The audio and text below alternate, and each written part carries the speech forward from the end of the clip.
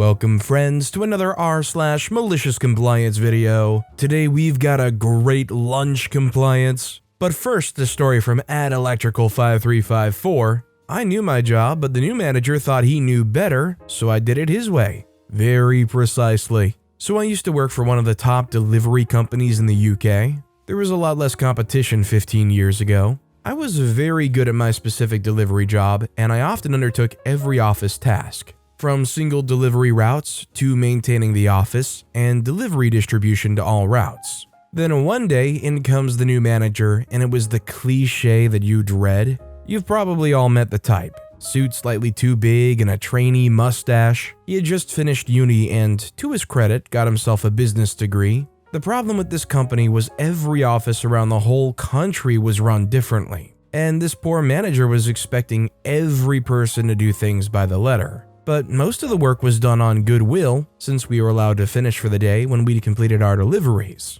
It was creating a rod for our own backs, to be honest, but it was nice to finish earlier on lighter days. Finally, on the third day, after watching me daily and asking why I was doing things in certain orders, I told him my delivery route was complex and required it to be done in a certain order to ensure the time deliveries got there before 1 p.m. And the other delivery staff were fed their delivery materials by myself at certain times to ensure optimum delivery speeds and minimum delay. He replied, "No, it doesn't work like that." I simply stared for a bemused few seconds and said, "I don't understand." He wanted it by the letter today as per company guidelines. I argued very hard against it and said he'll really regret it because we won't complete, but he insisted I was wrong because it was all timed and measured. So, after an exasperated 15-minute heated discussion, I did as I was told, to the letter. The 5 staff I fed deliveries to weren't happy, but understood. It was like a domino effect of carnage. At 12:30 p.m., we all rang in the office to report the failed time deliveries, which he promptly freaked out about because they were strictly monitored. The subsequent enforced break times and shuffling required also left 15 to 20% of each walk unfinished, which he also now has to complete himself on top of the timed ones. He had to fill out reports for all failed 1 p.m. deliveries, all walk failures, and then had to call in managers from other offices to finish it all. They all finished around 4 hours late. He was not popular. The next day he came to me and asked me to show him the mechanics of the delivery route in detail because I didn't expect that to happen, if I'm honest. It was close enough to an apology for me. We actually became good friends over time, but he never questioned me when I said nope ever again. I've worked with people for a long time, and I gotta say there's just kind of a few different kinds of people. One where if they feel they're right, they will be undying about their opinion and not take any answers for no. And then you start going down the line more and more towards reasonable, takes feedback from other people, listens to concerns. In a situation like this, where you're the expert and you know how it's all going down, and you have somebody above you that says, no, just do it this way, would you be the kind of person that sits there and argues your point into the ground to make sure it gets across? Or would you rather be the kind to compromise, go along with it, and let it unfold naturally for better or worse? Let me know about you guys in the comments down below. Our next story is from BitSlammer. Company won't pay for lunch? Home it is then. A few years back, I worked at a small IT security reseller and consulting place that tried like heck to nickel and dime everyone.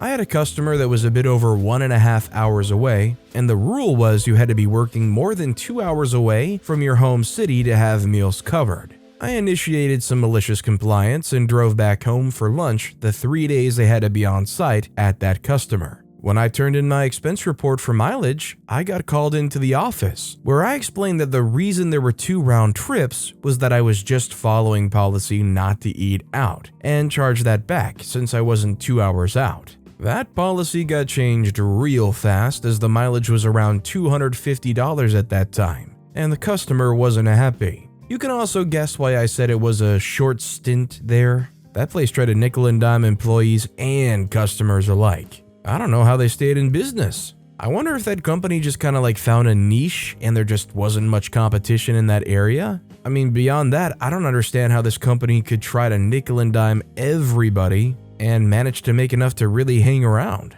Maybe they're like mattress stores. You never see anybody go in, but the one time people do go in, they're probably going to make a purchase. Like they're most likely going into a mattress store for a good reason, and mattresses are not cheap, so it can probably keep the doors open. By the way, if you're enjoying these stories, make sure to hit those like and subscribe buttons down below so you never miss any of my daily videos. Our next story is from Jerry Wassi. Fax out documents till 5:30? Okay. So this job was from several years ago. I was reminded of it by reading other stories. I was the last person to leave. I worked until 5:30 p.m. When we faxed out documents, they were time-stamped. Well, the last documents I faxed were usually time-stamped 5:20 p.m. Because, for one, when we faxed documents, we usually did several at once, probably 5 or so. After faxing, you have to go back to your computer, log them out in 2 different programs, initial them with the times, and then file them. This takes time, especially when you have, say, 5 documents.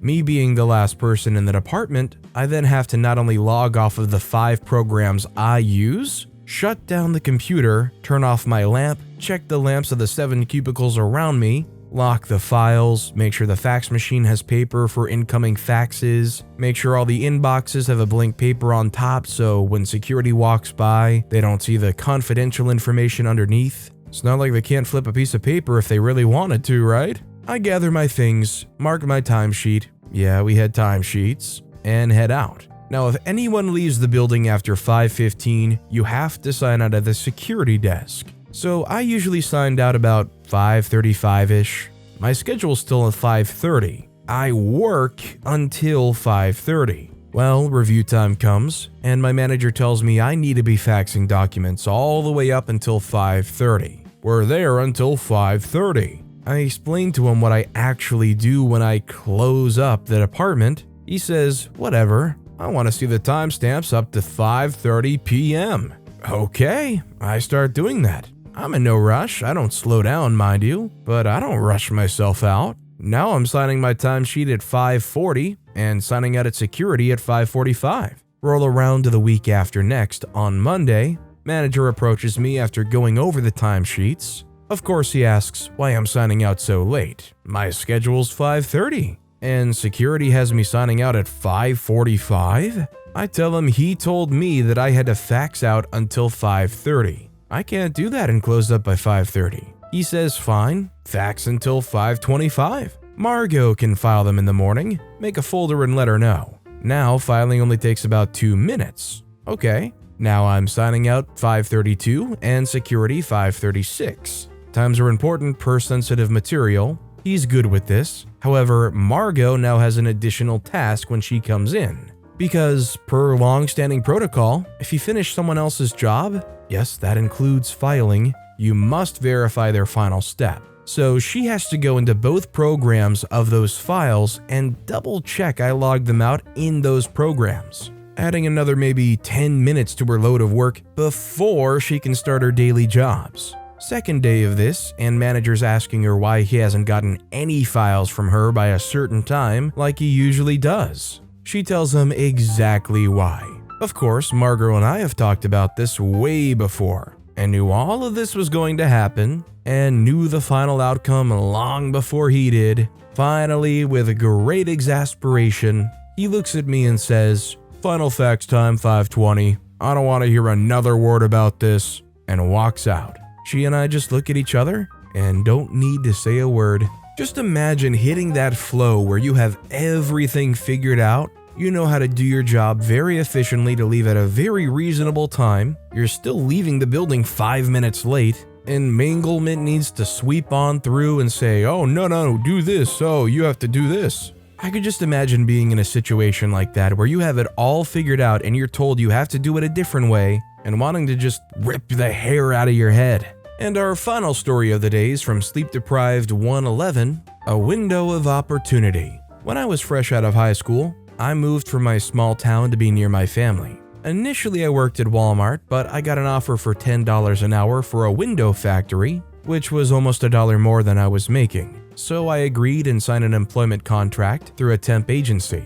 All was well for a couple of weeks until one payday when I saw that I was making $9.50. I hadn't checked before and checked with the HR for the factory. They said I had to check with a temp agency since I wasn't full-time. They had a representative for the temp agency in the building, so I went and talked to her. She told me harshly that they deducted a part of my check in return for employing me there. I said no, I specifically asked what I would be making hourly and you told me $10 an hour, and that you would deduct a flat fee for employment. There was no agreement to take from my hourly wage because that would be way more than the agreed upon fee, and I know the factory pays you a fee for finding them employees. She shrugged and said there's nothing I could do, it's in the contract. The next day, I returned to the temp agency with my copy of the contract. And told them to show me where I agreed to a deduction for my hourly wage. They refused and said that if I didn't like it, I could quit. I was pissed. I'd been working long hours, volunteering for extra hours. I still worked, but I was trying to think of what to do.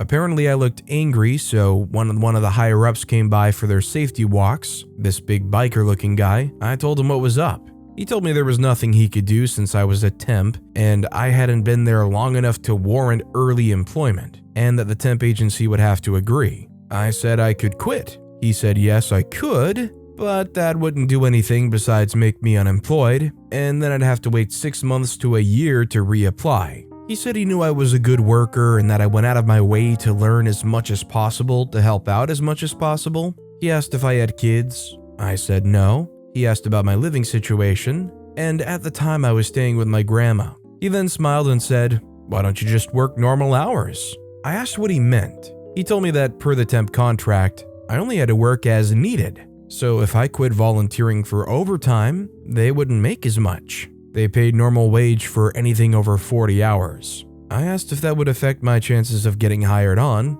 He assured me he'd make sure it wouldn't. So for the next few weeks, I didn't volunteer for overtime and left early when I could. My direct supervisor noticed and asked why. I told him and directed him to talk to biker guy. At first, it didn't seem that the temp agency noticed. After 3 weeks, they asked me why I didn't sign up for overtime. They had a paper you wrote your name on in their office when you went to pick up your paycheck. I asked why should I, when not only did I not get time and a half for overtime, but they lied to me about my wage and deducted more than agreed. They mentioned the contract. I reminded them that I'd been working the agreed hours and only went home when the factory didn't need me. They got pissy saying they'd have to see what their office supervisor says and that I should sign up for overtime in case they said to fire me, as it would help save my job.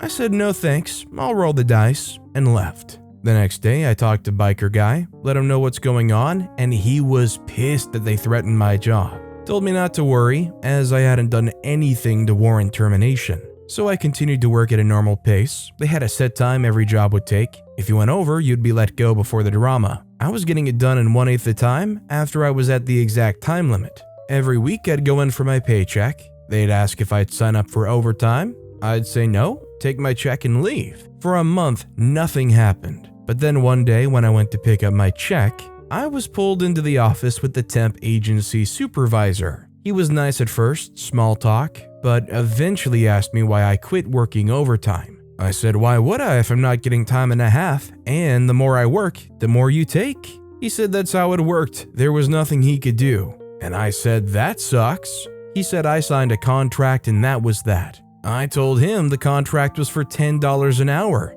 You take 50 cents an hour and a sizable deduction for employing me. Why should I work more for you to get more? He told me if I felt that way, I could quit. I agreed, but reminded him per the contract, I only had a month left before I would be signing for full-time and wouldn't have to deal with the agency anymore. And when that happens, I'll go back to working overtime. He turned red and said he could fire me before then. I laughed and said, yes, you could, but I don't think the factory I was employed at through them would like that. He smiled and said they'd handle that and that the factory didn't need to know the reason. I smiled bigger and said they already knew and name-dropped the biker guy. I told him that the biker guy assured me that what I was doing wasn't worthy of termination and that if he did want to fire me, my first step would be to call biker guy and let him know. Biker guy was well connected in the factory and temp agency and had a say in whether or not the contract with the temp agency got renewed. He stood there stewing for several minutes before telling me I could leave. I asked if I was fired. He shouted no, so I left. I spent the next month working at my new pace, and when it was time to get full-time, the temp agency tried to delay it, saying that since I left early, I still owed them some hours. But one call from Biker Guy shut that down. Once I was full-time, I volunteered for all the overtime I could get, and went back to running around the factory helping wherever I could. I know this wasn't really much of a revenge story, but the look the temp lady gave me every day as I went in for more overtime was so satisfying. I don't know how well OP could get the word out about this temp agency around, but it might be worth it if they can inform some people that, hey, they'll get you a job, but they're gonna take their slice right off the top without telling you. It wouldn't even be that bad if they were upfront about it. But with that being said, that's all the time we have for today. Now, if you want to hear another compliance story that was absolutely crazy, click on that left video. Or if you missed my latest video, check out the one on the right. That said, I'll see you all next time with some more stories.